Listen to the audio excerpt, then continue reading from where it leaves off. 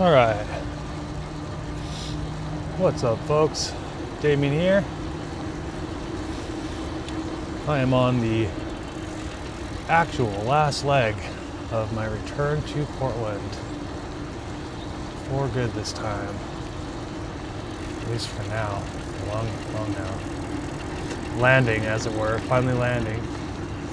That's my point, folks. Returning to a completely safe place in good company. I already know that, and I'm so grateful. Such a difference, actually. Yeah, a lot of really special, amazing people are coming into my life, and I'm really, really excited and grateful, super grateful. And I get to return home to that.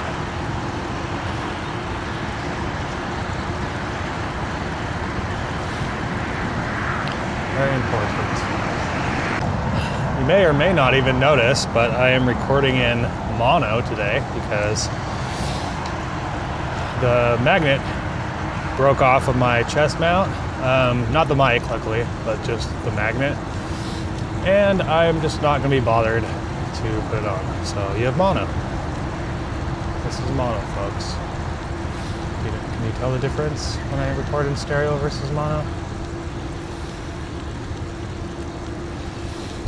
So this is the end of a 7 month. Now we're at 7 months. That's right. I forgot. 7 months on the road. Finally gonna land today. In like 28 miles. 28 miles.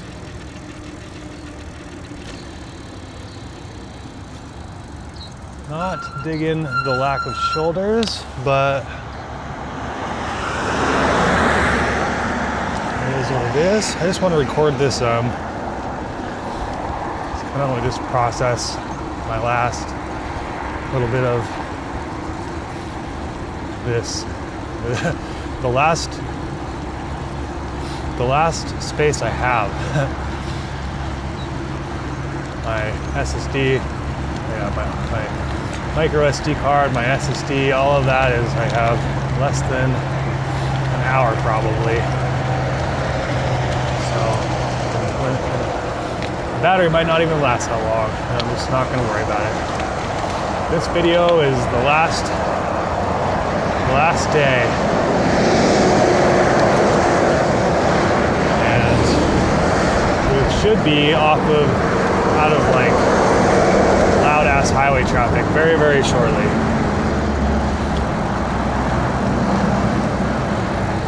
So over the highway, y'all are loud AF, bros. Don't even know it. So I should be out in like this country land today, whatever. I was gonna wait at the hotel longer. I just too excited. So I woke up at like 5 in the morning, and then so I'm starting my day. It's like 8 or 9 right now. So what have I learned? 7 months by DIY e-bike, folks. 7 months. Every single thing that I've had for 7 months is on my bike right now. Oh, there's another dog. Oh shit, he's going somewhere specific. What's up, dude?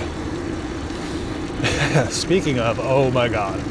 I stayed in Woodburn last night, which is, I don't like that place. Just all corporate everything, restaurants and an Amazon fulfillment center and hotels. Very plastic as it gets. That's Woodburn. That's where I stayed though, because I wanted to have today be nice and easy and chill.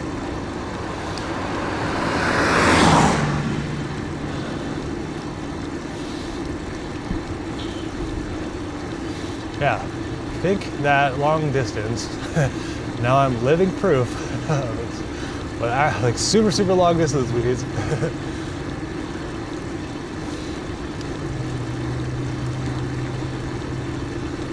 It is a commitment, and I promise the DIY bike makes it a lot easier in some ways and a lot harder in some ways. Especially when you're encountering rain, because rain is just really hard to deal with if it's, if you're riding all day, That's something to consider. A lot of people think, oh, it's just raining. Yeah, but if you're perpetually outside in the rain and you really have literally nowhere to go, not even a vehicle, not even a car or something, it is a different experience, that's for sure.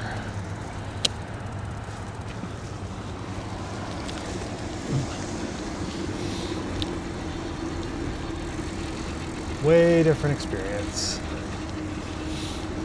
So I waited it out. I waited it out to go today. So it was going to be super nice. It's not really that cold, so it was too cold to camp. I just don't have I know my limitations of my sleep state, so I'm not trying to be like a wuss about it, but I just know I would have been freezing my ass off. Just barely, just barely freezing my ass off. It's like 30 degrees, something like that. My quilt is rated to 30 degrees, but I would say that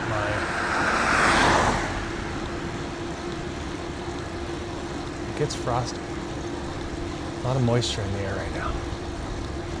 30 degrees and like 70% humidity is way different than 30 degrees and no humidity. Yeah, this is quiet. This is what I'm talking about. Oh yeah, dog. Thanks for reminding me, dog. So last night, coming into Woodburn, it was insane. This dog just came out of freaking nowhere, like out of like behind like a bush like this, right? Just gone, like I didn't even, and I almost hit him, but like I dodged him, and I'm even on like a gravel road. So then I just kind of keep riding, and I was kind of, going fast anyway. I was going probably, I don't know, 18, 16 when I passed the house, something like that. So I just kind of keep plinking along, thinking the dog's gonna stay back. And I look in my mirror, and he's like full on right there at like 60 miles an hour on gravel. And so I gun it using my throttle and then switch to pedaling. And he is on my ass, folks. That dog was so fast. And then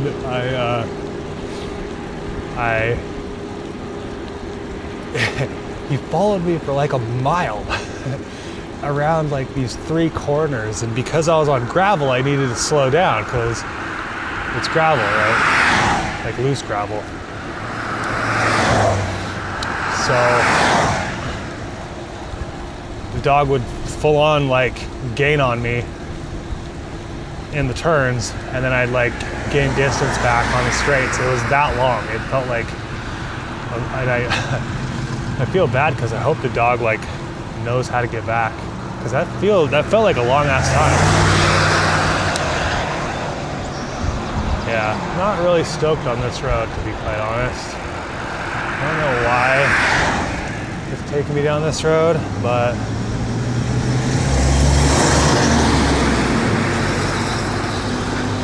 3.2 miles hasn't been too bad, but I just don't like roads without shoulders.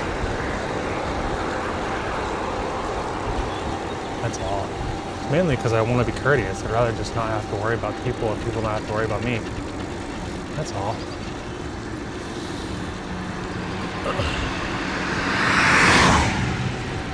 But yeah, we're gonna be like cruising through Oregon City, and basically once we get to Oregon City, I'll know just where I want to go. But it'll be cool to see. I want to go to Doorstep. This is an incredibly beautiful and important arrival back into Portland, and could not be more grateful. after such a big, long journey like this, is so important to me. It's freaking just crazy to think. Crazy.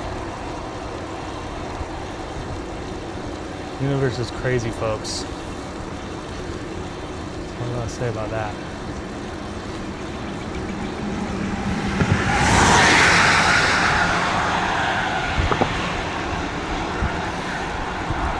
So yep, just cruising along, 17.5 miles an hour.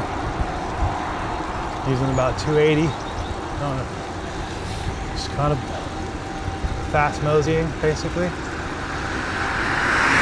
I'm not in a hurry. Don't have to be.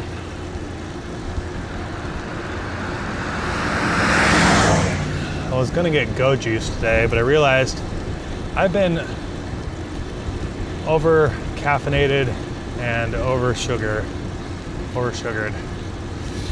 for most of this ride. So instead, I got electrolytes and water, and I still have coffee. So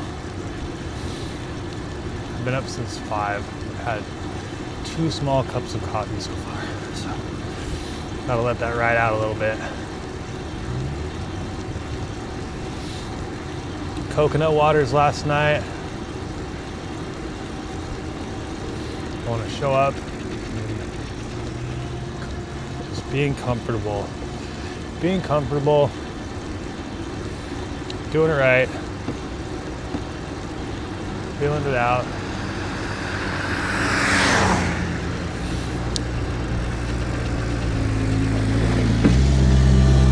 One thing you'll notice, especially if you're on the road for a really, really long time, and it's just an actual thing, is that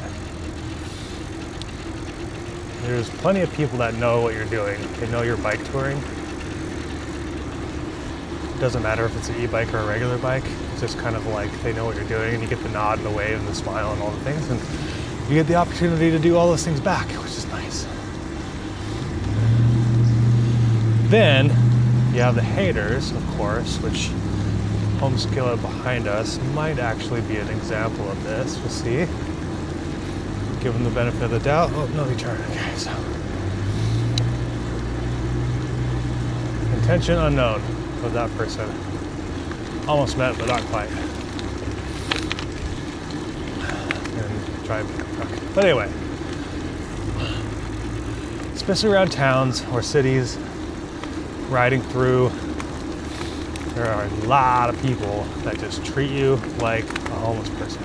And you just kind of have to get used to it, but it's really hard, man, because for 2 reasons. One, because I don't feel like I actually represent that community, and I wouldn't want people to think that I consider myself that way, right?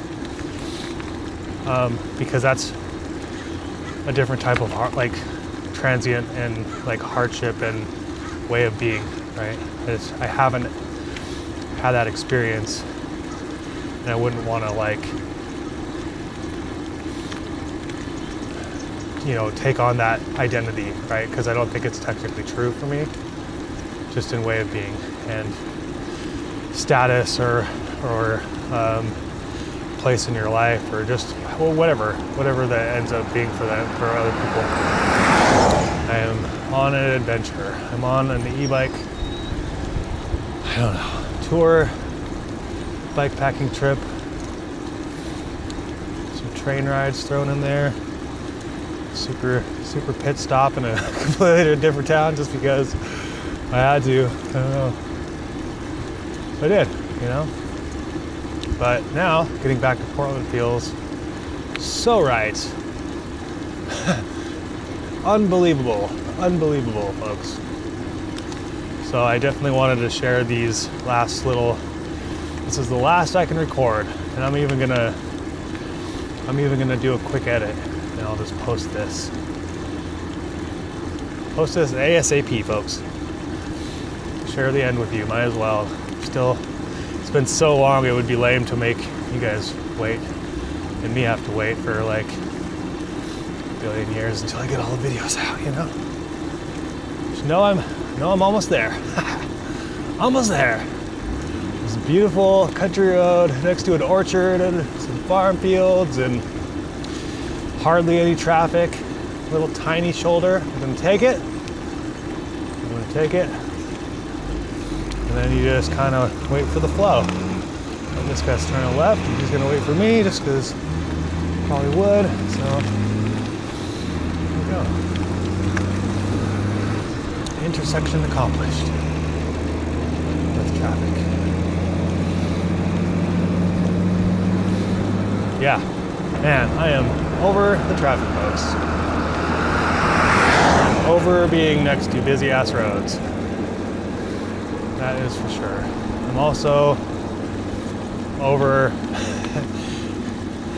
having to like see a person like judging whether I'm homeless or not, whether it'd be like scared of me or something. And it's really sad. It's really sad that we're there. And I also get it because there are some super sketchy ass people out there, and you just don't, you never know, you know? And unfortunately, there are a lot of people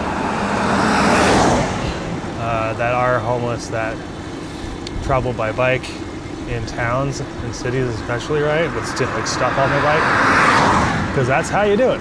Put stuff on your bike. I think you can tell the difference in most cases.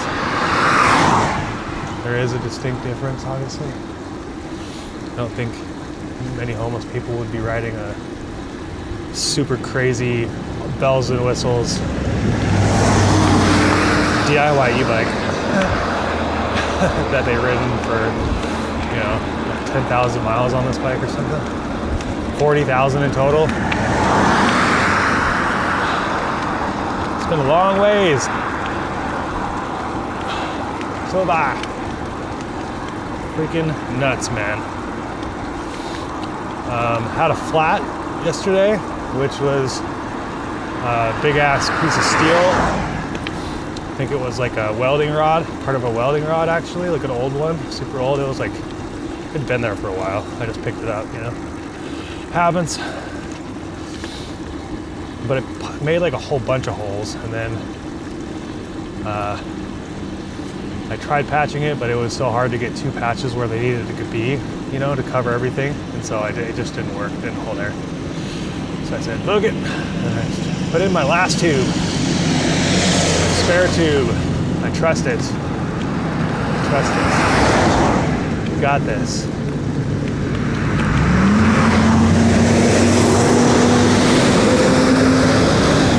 See, a lot of people, it's not actually that they're trying to ride or they're trying to be mean or anything. Like, I'm not against, that's a loud thing just by its nature, right? It's not like exaggerated or specifically made to be loud and dumb. So I'm not against all of everything, right? But it's just, that's the experience, right? They can be like mindful and careful and all the things, but it's still this big ass, heavy, giant, loud, all the things, extreme experience. And then back to this, right? That's the road. This little line right here brings a lot of confidence. Means I can be right here. Be right here.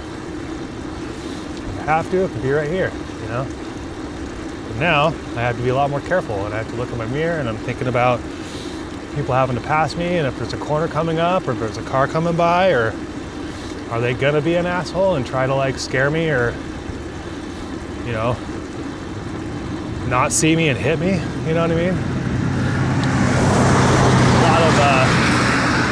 A lot different, a lot more things going on. And I just can't do anything about it, That's the point I'm trying to make. I can't change that. So, it's something to deal with. And most people are cool. See, all these guys, they're so, and now I see a truck coming, so I'll let home skillet go by. Yep, because he shouldn't have done that. See that little change that I made? I don't know if you can understand how important it was for me to notice that whole thing coming up. That's the whole eagle eyes thing that you get from the road. I slowed down, home skillet passed me. If he would have had to pass me if I was still going fast, that other truck, who I think was being kind of aggressive and trying to charge basically, home skillet would have that would have actually caused like a super uncomfortable situation. You know what I mean? Yeah. So you just go with the flow. That's what you do. Oops. I'll reboot my bike. The only quirk this bike has is that I'm assuming it's because of, you know, throttle brake PAS, some safety thing to make sure the signals aren't crossing and whatnot. Sometimes it gets stuck in kind of like a low power mode. I got confused somewhere whether I'm using the throttle to start off from a stop or using the throttle or, you know, brakes, e-brakes, regen.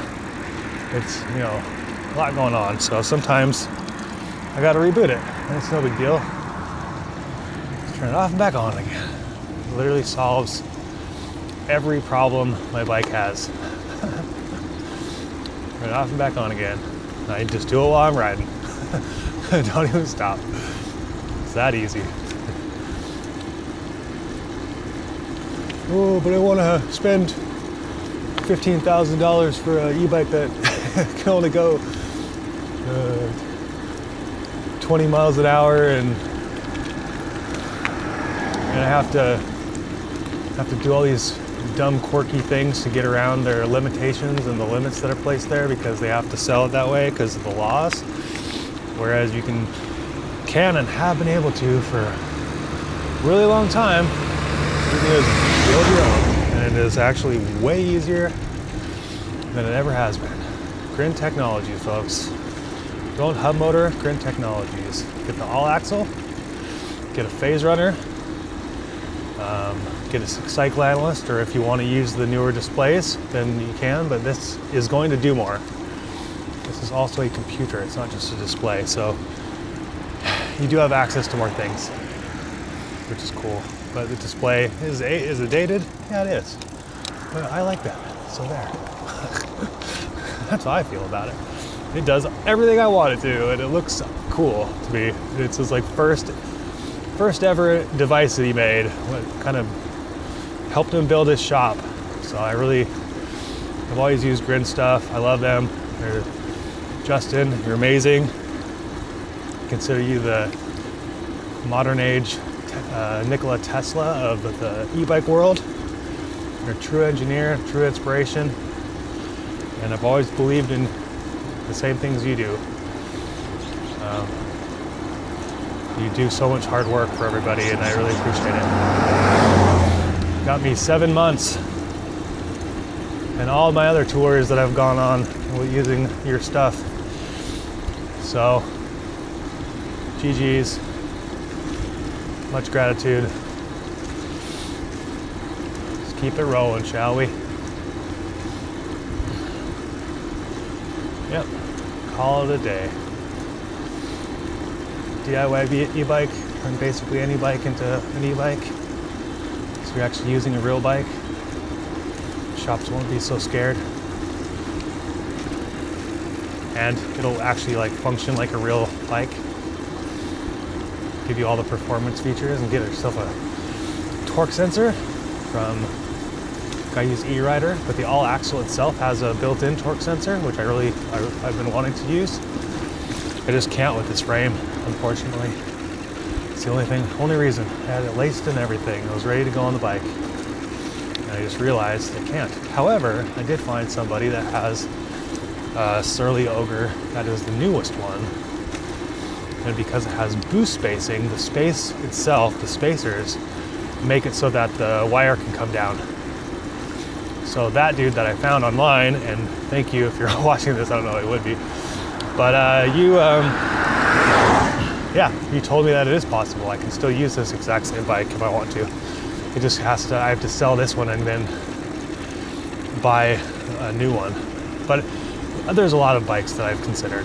It's gonna. I know what the e-bike stuff is gonna be the same, except for I'm gonna do the all axle, which gets rid of the torque sensing bottom bracket, which then also will get rid of the times I have to reboot my bike. I think it'll all be, and it'll be a direct drive versus a geared hub motor, so it'll be quieter, and the free hub is also like not proprietary. Oh yeah, we're on Boone's Ferry, folks. If you're from Portland, you understand. I'm already on Boone's Ferry. That's how close I am. That's how close I am. But yeah, free hub is easy to replace, whereas this one, it's kind of hard to replace.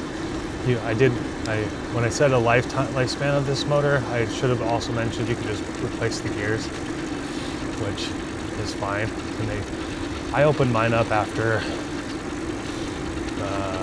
5,000 miles. It was making a weird noise. I think it was the free hub, to be quite honest. But it was, the gears looked fine. I never have added grease or changed it or opened it up or do anything. I just happened to look in there. Bearings seem fine too, so I don't know.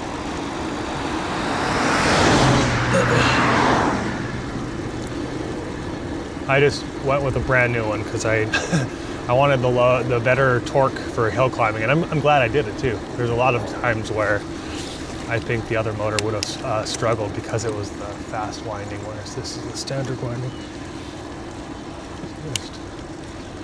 You know what? Fuck it. I can boop it today. I'm just gonna boop it once. Just gonna take this hill nice and easy, folks. Why not? Got 2 full batteries and 30 miles to go. Or now I'm at 21 miles. See, you get the people that like linger behind you, and that's sort of annoying to me as well. It's like over safety. It happens in Oregon all the time. And then they'll be like mad when they pass me. I'm the one that held them up. They were annoyed at me. It's really funny. Do it a different way. Promise, folks.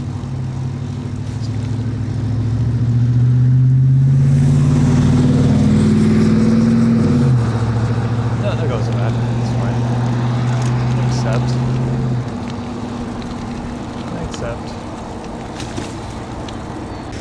So if you are looking at building an e-bike specifically for touring and you're starting from scratch,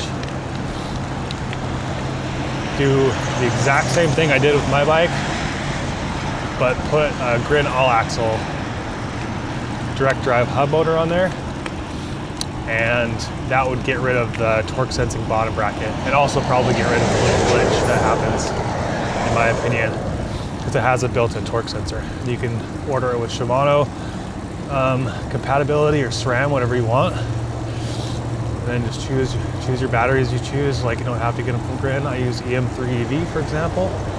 I use the Grin Phase Runner controller, use the Cycle Analyst, or one of the displays with their super harness and stuff. Like, that's, you know, this is a computer though, just keep that in mind. You can make a lot of adjustments, although granted, once you do make the adjustments, it's kind of just doesn't, you know, it's just a display with a bunch of different cool stuff on it. So I'm sure you'll be happy either way. I just kind of like the old school look and nature of it because it works perfectly. It's always been perfect. I love that. Truly love that about it. Certain inventions. Cycle Analyst is already perfect. No need to change it. Thanks, Justin. And then just put it on whatever bike you want. Just don't put it on a 2014 necessarily over, because it won't work because of the rear hub spacing basically, and being a horizontal axle. So it's not a perfect bike, folks. It's not. This is a close second to my ideal setup, but it's not technically ideal. It's not what I would do now if I were to do it again. Alright. Looks like we're like zigzagging this busy ass whatever it is. Maybe get lucky. Oh, maybe after the pickup truck.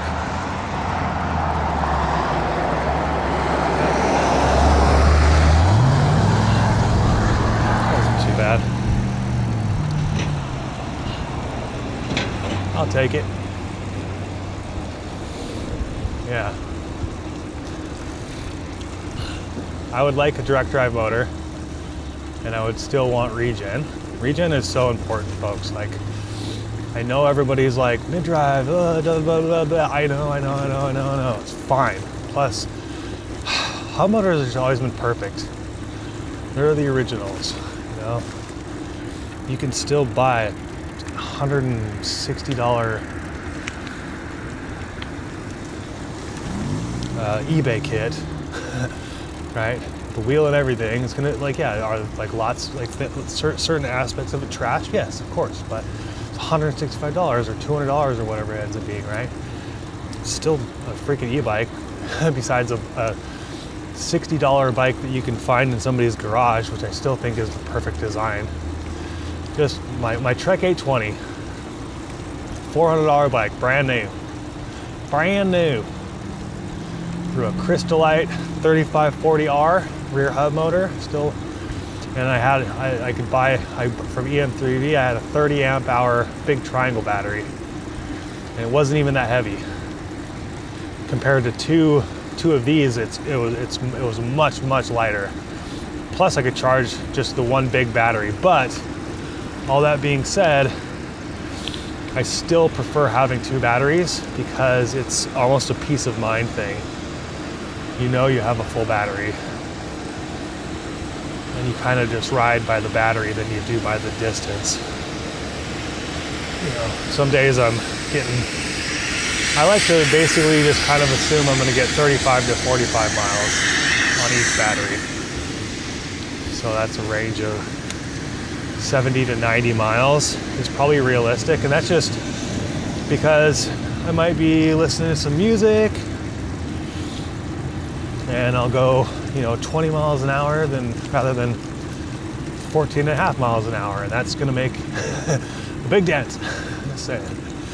Or I might have a 15 mile an hour headwind or something like that. It's not aerodynamic setup with all the bags the way they are. It works for me. It's actually not too bad. I don't get blown around that bad. But carrying the solar panel, man, that is a tough decision. 100 watts is what I had. But I did use it. And there is a good chance, because where I was going out to the Lost Coast specifically, if I wouldn't have charged for the day and a half that I got sun, which is, it's really, you'd think that's a lot, but it's actually not, right?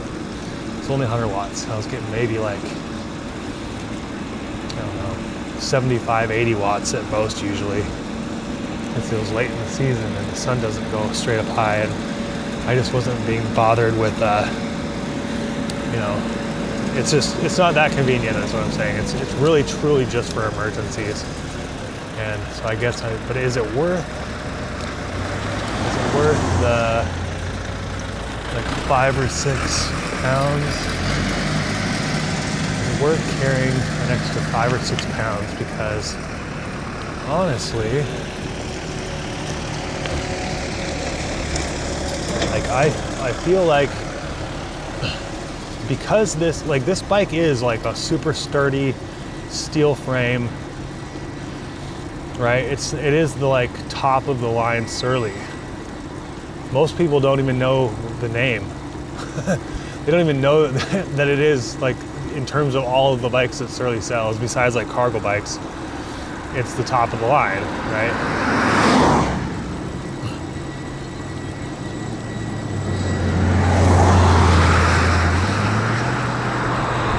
But yeah, because it's a 2014 and it has horizontal dropouts, that basically just makes it so I can't use the N 135 millimeter width. I can't use the motor I want. That sucks, So I know I'm locked into a certain type, Whereas I know the next step forward for me is to do the Grand All Access.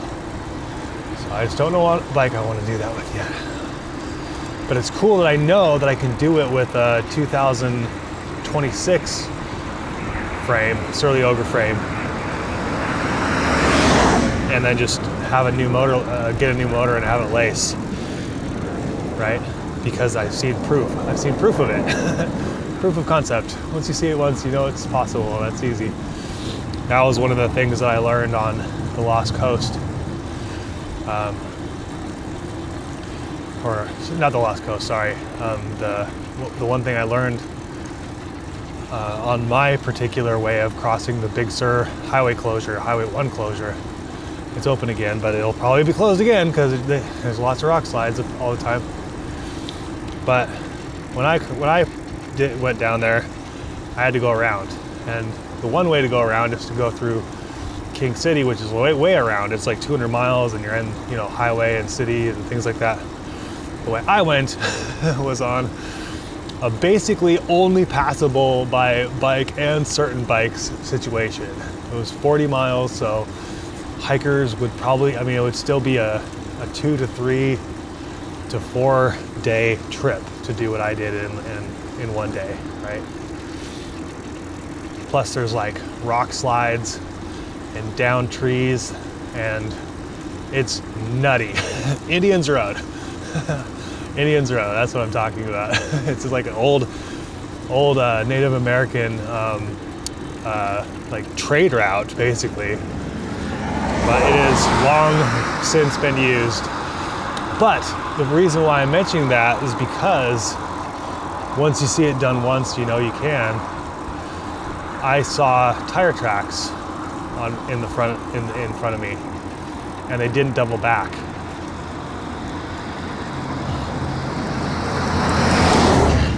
Right?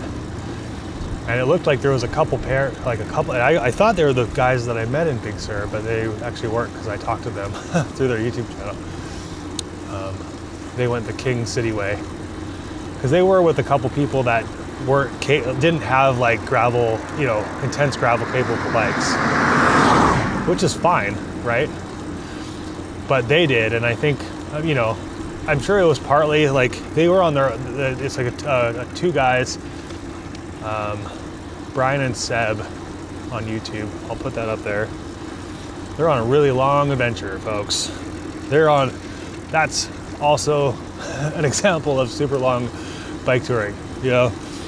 I'm at 7 months, and they were at 7 months when they met me, right? They're still going. They're from France. And then, a couple other guys they picked up on the road, but they had the gravel bikes. They could have made it. They could have made it, and it is what it is. But I kind of ended up on there by accident because the whole time I heard about, there was a forest road. That was the legend, this forest road, but there was down trees and stuff, and I was like, oh man, that, because I'm imagining a dense forest, right? I don't want to be carrying my heavy ass bike over like a billion trees, that would suck, right? Right.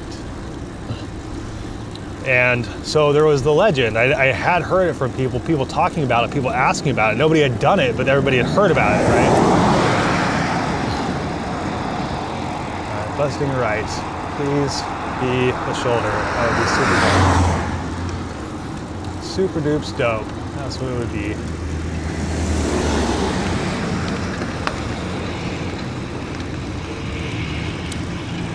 So when I planned my route, I was like, oh cool, it's a gravel road.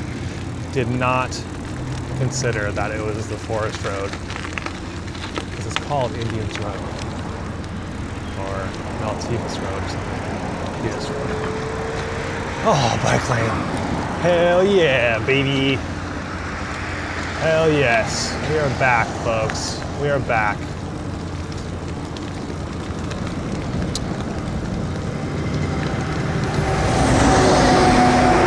So great. I want to be out of everybody's way. I want to be on my own little road here. Just that way all of us could not have to worry about it, that's all it is. it removes like 90% of your stress while you're riding, I promise. Having that little line right there.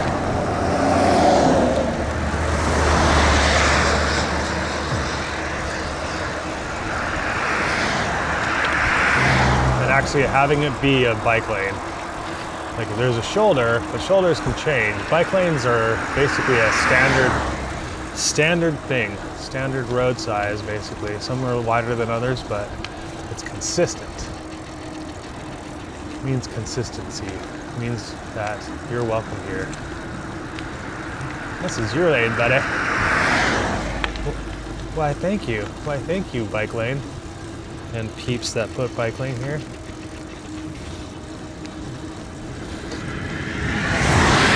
Because if you look at the width of the road, right, you couldn't put another, like, it wouldn't make sense to have 4 lanes or something like that. Do you know what I'm saying? Like, why not use this space for us? It is really that easy. I think I wish more people understood that cars technically encroach so much space, and there's so many people that get mad about us having this little tiny space here. It's like, oh my God, fuck you, buddy. At least the infrastructure could already be there. That's why I don't mind bike lanes. Obviously, I prefer multi-use paths way more, or just trails for that matter. But man, I obviously like the quiet of backcountry roads, but it really does invite a lot more people that get mad if you're there.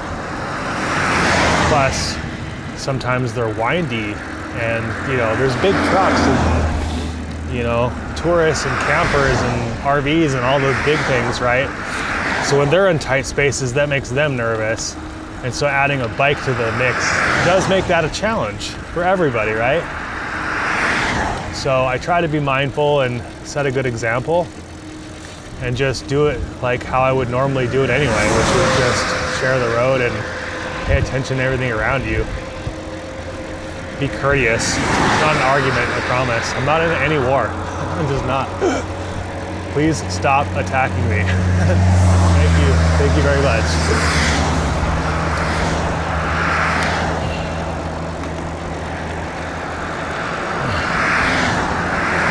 No attacks, please. I've actually had a pretty awesome trip this little last leg from Eugene to here. My third last day, and I haven't had anybody be like outwardly aggressive towards me.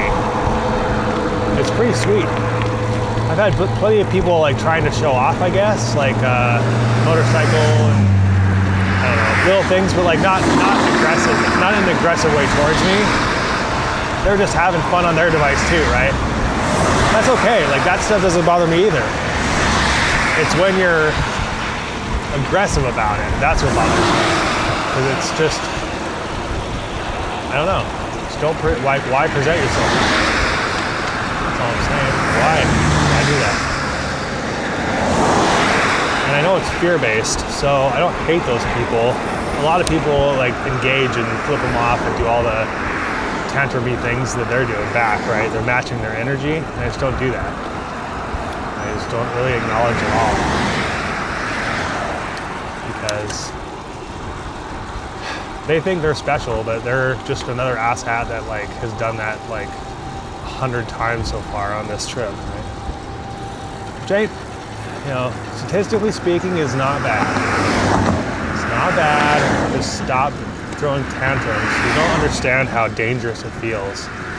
Or maybe you do, and that's why you're an asshole. But like, I personally think that if you, like, they should almost, like, a good idea is just to make it mandatory that people, during their driving test, and everybody that has a license at this point should just go back in and do it really fast. But sit on a stationary bike, there's a video I found where it shows that. It just shows what it feels like to have a car go by you at 45 miles an hour in the legal distance away, which is like 3 feet or 1 meter or something like that, or 3 meters. It's not that big of a space, right? That's the law. Like it's the safe space to go around a bike and stuff. When a big ass RV or a big ass pickup truck that's like trying to purposely be loud, just all these big things and all this traffic just moving all over the place, like little bees buzzing around in their little boxes. Buzz, buzz, buzz. I'm just trying to stay out of the way and not die. That's all I'm trying to do. And get where I'm going. My journey is basically silent, besides me yapping the whole time. But I like that yapping about it. I hope it helps people, learn how to do it. Just know that if you're already a bike packer, e-bike isn't I wouldn't suggest e-bike, unless you are just really interested in riding e-bikes, and that's kind of where I'm at, right? I don't do it because I'm lazy, I just do it because I like it. It's what I've always ridden, so might as well, And I can do it in a different way and just kind of experiment and be, I don't know how many people have gone 7 months on my e-bike, but I'm sure that list is pretty dang small. Especially not credit card camping or I'm actually touring, in most instances, I'm touring just like anybody else would. I'm wild camping, staying at hiker biker camps. I'm doing the big ass hills and riding in the rain, and pedaling every mile I can, I walked a couple times just because it was my gearing just isn't right. I would like to have a lower gear. I have 1-to-1. So my bike does a lot of work on hills, and it gets hot. When I'm going up at 16% grade, even if I'm just plinking along at my lowest gear possible, so 6.5 miles an hour or something like that. It's the lowest I feel comfortable going, or five something. I don't remember. 5.5? We'll just say 6. Just call it 6. 6 miles an hour is the slowest I can go. And I have 1,700 watts, and climbing over the mountain into Lost Coast. Man, was that steep for a really long ass time too. Climbing out of what town is that? I haven't thought about these things in a while. I'll put it up on screen. It's basically the north side of where you would start the Lost Coast ACA alternate route. Cute little town. You stay at this fairgrounds. If you stay at the hiker biker there, it's not that great, but it works, and it's fine with me. Just a little. It was weird because there was some cadet military thing going on, ROTC or something. So they had a reveille, and there was someone yapping over the loudspeaker, super early in the morning. It's just a big. It looks like this, but a big field. Big field with a big ass fairgrounds next to it and loudspeakers. But it is, if you're gonna do the Lost Coast, that's where you stop, because you want to just start the day, because right when you leave that town, you are climbing. And you just climb and climb and climb the whole time. There's actually 2 hills. One's 2,000 feet, which starts literally at that town. And then you get over that and you come down a little bit, and then you have there's a little, on the map or on the elevation profile, it's little baby 1,000 foot climb. No. That is not true. That is not representative of what that was. That little baby is the one that you actually have to worry about, folks. That one is a doozy. That's 16% grade for I don't know, 10 miles or something like that. It's fucking nuts. And then you just bomb down into Lost Coast. Bomb. It looks straight down. It's crazy. Absolutely crazy. Regen, I'm telling you, I was like maxed out on my brakes and regen, and I was still like, I stopped a couple times to let just everything cool down, you know, and just me cool down. It's like, oh my God, it's bombing, it's so crazy.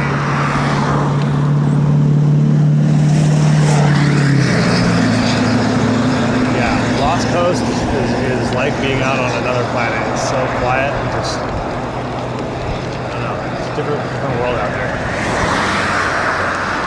So glad I did it. Yeah, a lot of the things that I've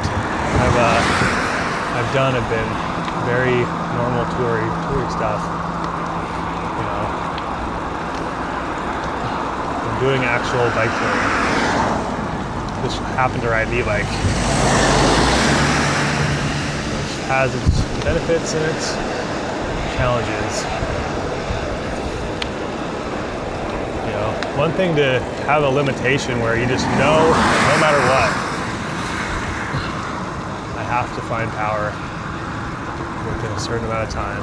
Because if my bike does not have power, it is just a huge pain in the ass, and it would be way easier walking just because of the setup it is and how heavy it is. It's a lot of weight.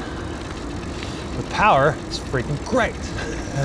It's agile, it's comfy. I don't wear like cycle diapers or anything like that. I just don't wear like, you know, biking shoes or clip-in or anything like that. Nothing. I've got seat suspension, I've got stem suspension, just enough to like take all the little bumps and things off. That's all it's designed to do.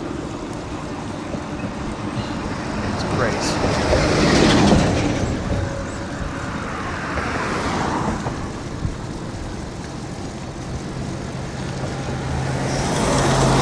We bust a left here. It's cool. Yeah, I'm just kind of motoring today. I'm too excited to just plink along. I have all the battery in the world. Let's do this. I'll probably plink once I get into town. We'll be hitting some paths and things. Man, it's good to be back. I actually feel having situations totally different than when I came back a month ago.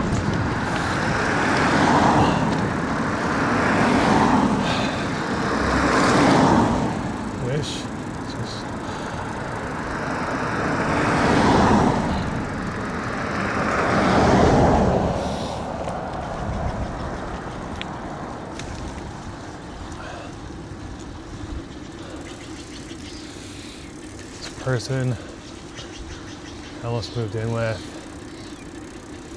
that whole situation, man. Just wish people understood what, like, wearing masks and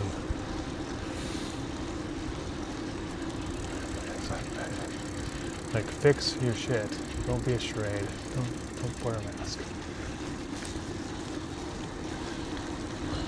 Could have been such a dangerous emotional situation.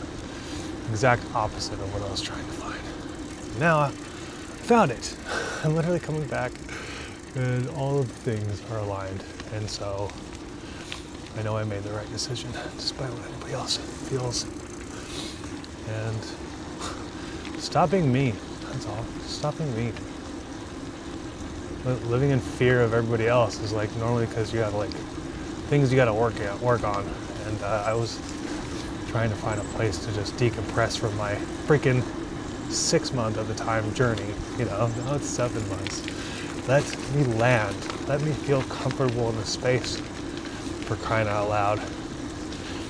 Not walk into a just crazy fire of energy and just tons of unhappiness and weird vibes. It's not that complicated. Just figure your shit out. It took me 7 months to do it. That's why I'm in the place that I am right now.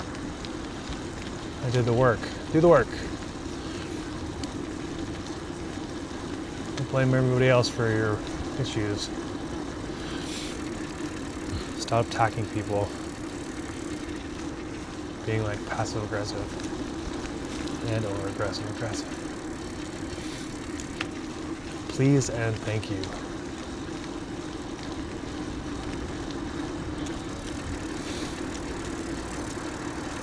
Bum, bum, bum, bum, bum, bum. Yep. Coming back to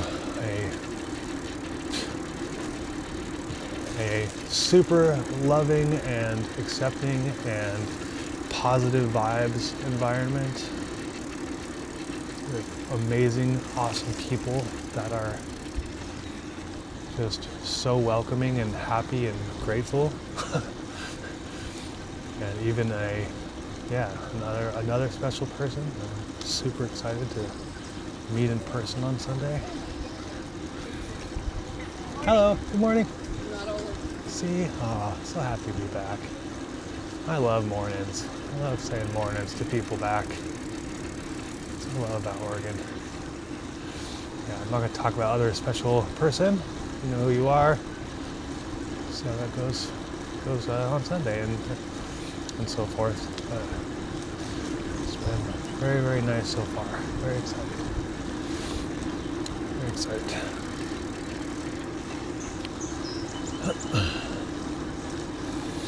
All good things. So grateful.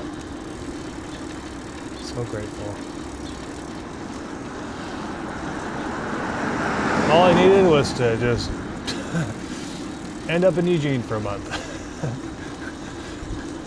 I can come back to Portland and be happy and feel like I'm supposed to be here and belong and actually have a space to share instead of just like this micromanaged portion.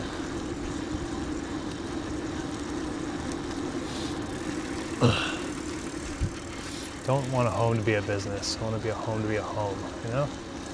It's not much to ask. And not have just crazy fire energy all over the place. Just want to relax, you know? Just trying to be honest with who I am. That's all.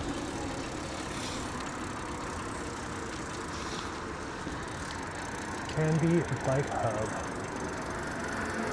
Oh, they got a stand. Hell yeah, see? Those things? Stands. Let's talk about stands. Let's change the subject. Talk about stands. Man, finding stands on the road is so great. You just find them at, sometimes they're like multi-use pass, or sometimes you just find them random huts out in the middle of nowhere. This bike hut that I found, like, you know, people, they told me about it and told me to go there. It's a little park, and I like adjusted the shit out of my bike on that stand. It was like super great out in California. And it's one of those places where I'm not even talk about it. No, gotta go there to understand what it is. It's freaking awesome. I love it. I'm so glad it exists. Thank you, Bike Hut, for letting me hang out and work on my bike a little bit. And for offering snacks.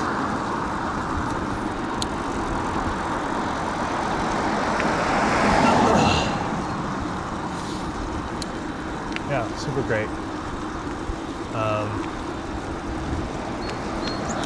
Yes, so man, because there's just so many things that are so much easier to have a stand for, you know? What's that? You as well. See how much different the energy feels? I mean, you can't, but maybe you can. It's just different. Everything is different. It's so weird. The universe is weird, folks. And it's funny. It's weird and funny. It is so weird and funny, in fact, from my experience. And I like that. Weird and funny. And kind.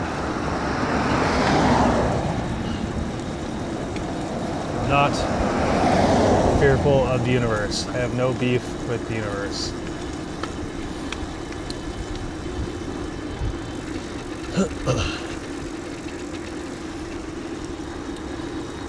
So that's really how I look at it. So everything is the universe.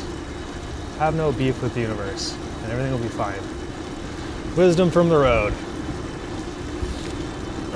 Universe, you can find the flow and pay attention to synchronicities, and if you adventure that way, I promise you'll have a great time. You don't have to be scared. I think that's one of those super complicated, like, it's just hard to put into words that trusting the flow while you're adventuring is kind of it's a lesson that you learn, you know? The more you plan out stuff, it's just harder to do that, and it puts an extra stress on it, right?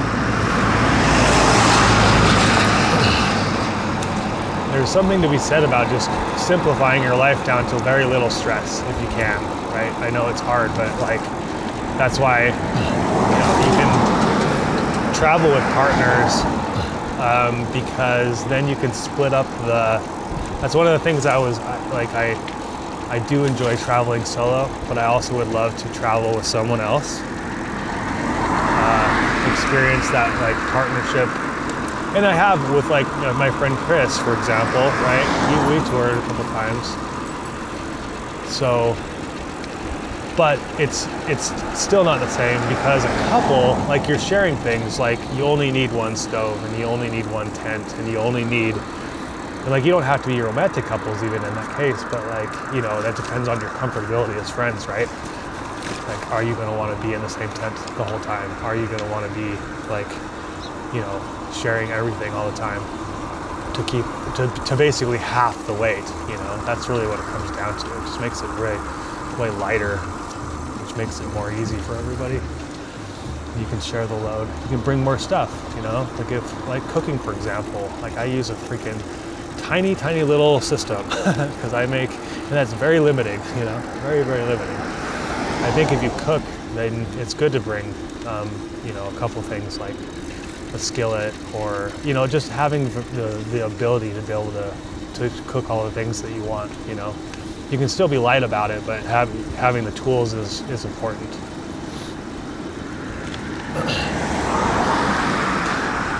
But yeah, my bike is basically at capacity. I have a little bit of room for food, but I mean, I feel the difference quite a bit. It's really close, just because of you know, solar panel and 2 batteries and, you know, big tool bag with extra cables, just because I like to be careful and stuff, and all my electronics for YouTube and stuff.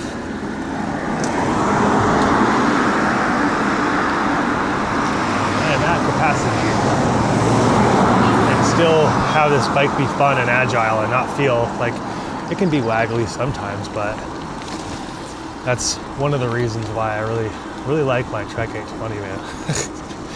Steel bike, but the geometry was really stable. Like, putting 4 panniers on this bike, this is very twitchy. It's very, what's up here? I'm gonna do this, I think. That's what I'm gonna do. This is twitchy. That's all I can say about it. It has a little bit of a waggle to it, but it is cool because you can, I don't know, it makes it really agile. It's a trade-off. It's just a different bike, but it's cool to me anyway that I can say that you can do a better bike just like the one I had for way cheaper than this bike.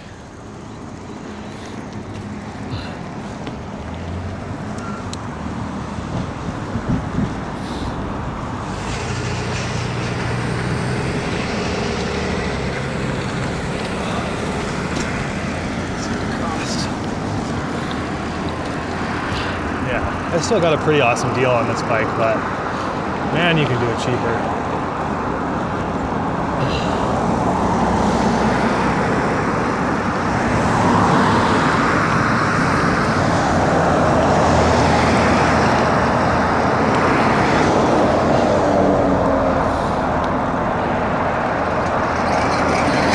guess what I mean is it goes to show that you don't need it super expensive. Like, a lot of people end up going with super expensive because of all the extra quality. But the e-bike side of things makes up for that, if that makes sense. Like, you don't need the super fancy, and you don't need this $400 cassette and, like, you know, $600 like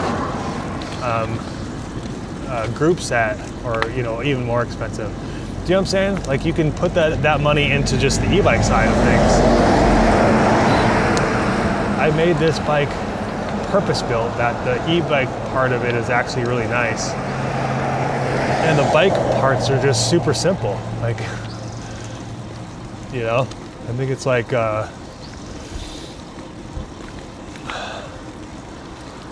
yeah, just available at any bike shop, basically. Nothing special. Doesn't need to be.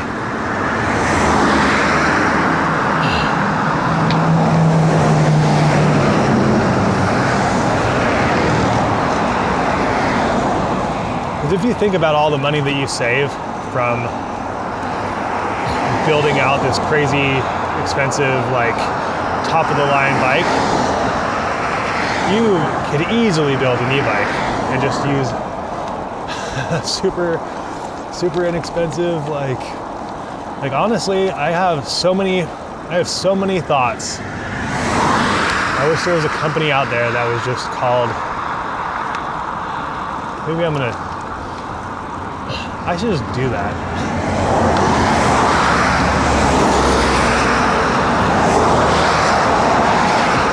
I should just find someone to make the perfect frame,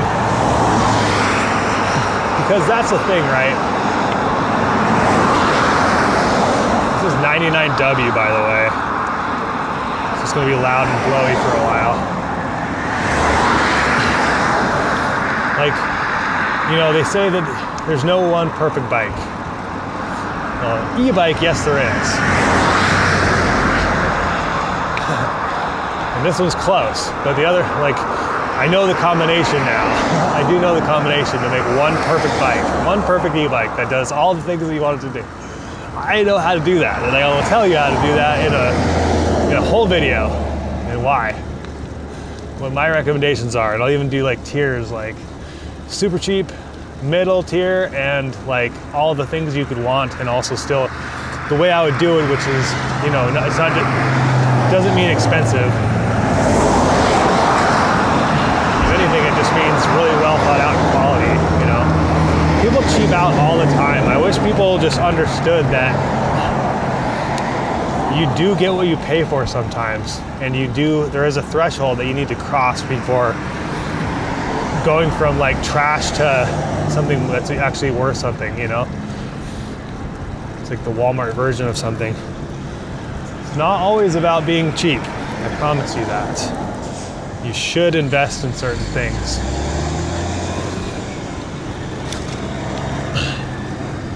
Because you're going to end up spending that in the long run anyway. That's all I'm saying.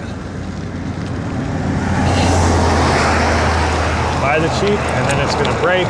And then you're gonna have to buy another one, it's gonna break, and you can buy another one. And it's this endless cycle instead of just doing it right the first time. It doesn't have to mean expensive.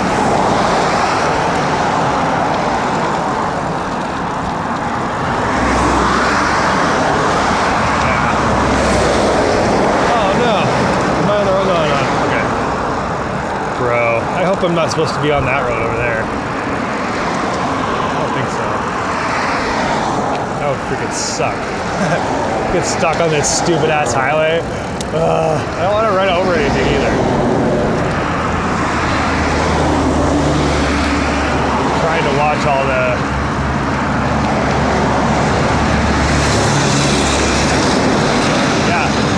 this is basically the 101. This is what you would this is how the 101 sounds all the time.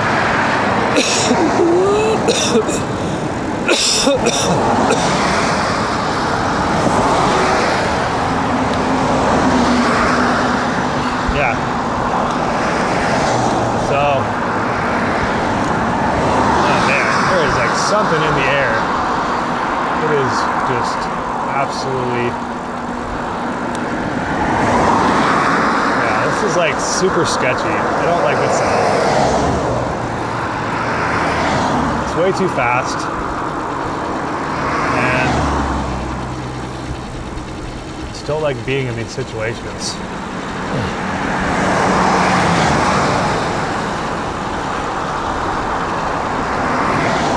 A lot of places that are just not meant for bikes, or at least they're not, it's not thought out.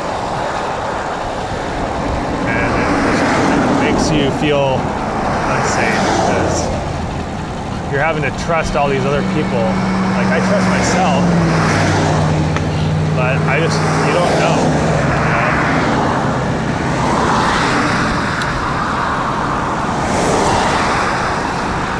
Like, see how fast these people are going? Isn't that just insane to think about, right? Just not having anywhere to go.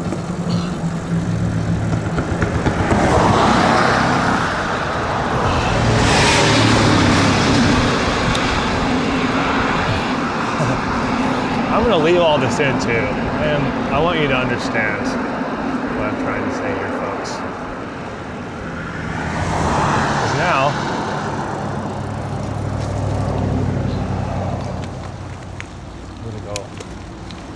I'm gonna plink over here. See how much different that is? Oh, now there's a truck coming though. Let's see what the...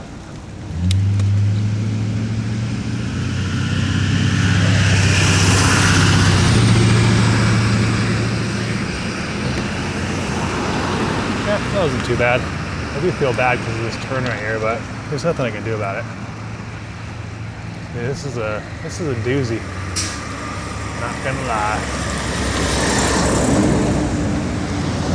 And soup's busy too. These are those not ideal situations because they're already trying to struggle up this hill too, you know. I'm getting some pretty decent traffic luck. Still a lot of traffic, but it's not. Still think nobody's really been aggressive. They haven't been mindful in some cases, but it's still a line that wasn't crossed, and that's all that matters.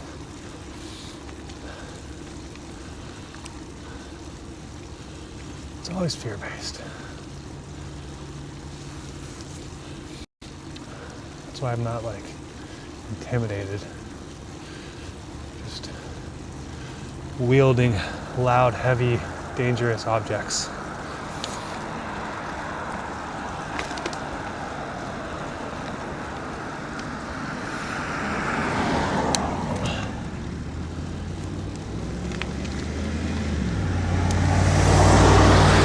Yeah, so far, I mean, everything's been pretty cool though. It's nice being back.